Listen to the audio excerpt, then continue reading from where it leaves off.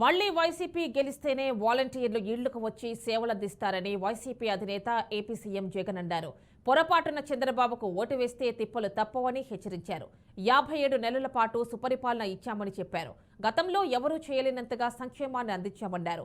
175కి 175 assembly, 25కి 25 MP స్థానాల్లో వైసీపీని గెలిపించాలని పిలుపునిచ్చారు. వైసీపీతోనే అభివృద్ధి, సంక్షేమం సాధ్యమన్నారు. ఎన్నికల ప్రచారంలో గుంటూరు జిల్లా ఏటుకూరు బైపాస్ రోడ్లో నిర్వహించిన సిద్ధం సభలో వైఎస్ జగన్ పాల్గొన్నారు. గత టీడీపీ ప్రభుత్వ పాలనపై విమర్శించారు. 2014లో ఇచ్చిన హామీలను ఒక్కటి కూడా అమలు చేయలేదని గుర్తు చేశారు. ఇక ఇప్పుడు మళ్లీ అదే కూటమి మోసాలతో వస్తోందని హెచ్చరించారు. మరో ప్రపంచం కనిపిస్తా ఉంది. ఈ మహాజన సముద్రం చరిత్రలో ఎప్పటికీ కూడా నిలిచిపోతుంది. మీ బిడ్డకు మద్దతుగా 2 బటన్లు ఫ్యాన్ మీద ప్రతి ఒక్కరూ నొక్కడానికి, మరో 100 మందితో చెప్పి నొక్కించడానికి మీరంతా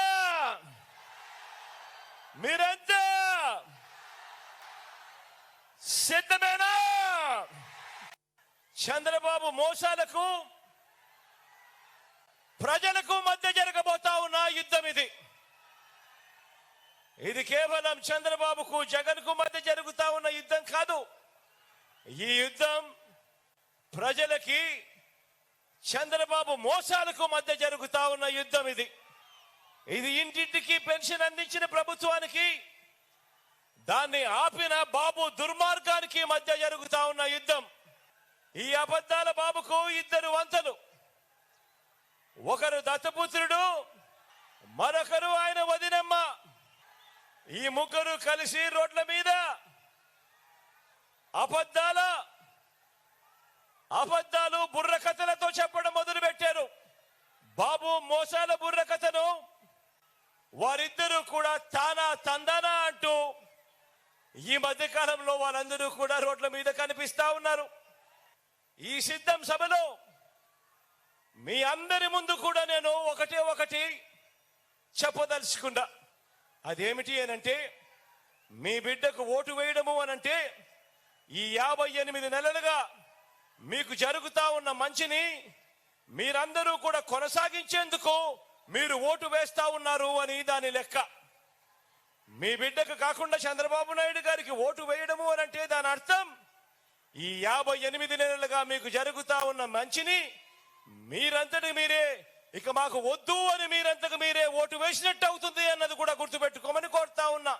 వీళ్ళు ముగ్గురు ఫోటోలతో ఇంటింటికి పంపించిన ఈ పాంఫ్లెట్ లో ఇంకా ముందుకు పోతే అర్హులైన వాళ్ళందరికీ 3 సెంట్ల స్థలం, కట్టుకునేందుకు పక్కా ఇల్లు, కనీసము ఏ పేదవాడికైనా కూడా ఒక్కటంటే 1 సెంటు స్థలమైనా ఇచ్చాడా అని అడుగుతా ఉన్నాను.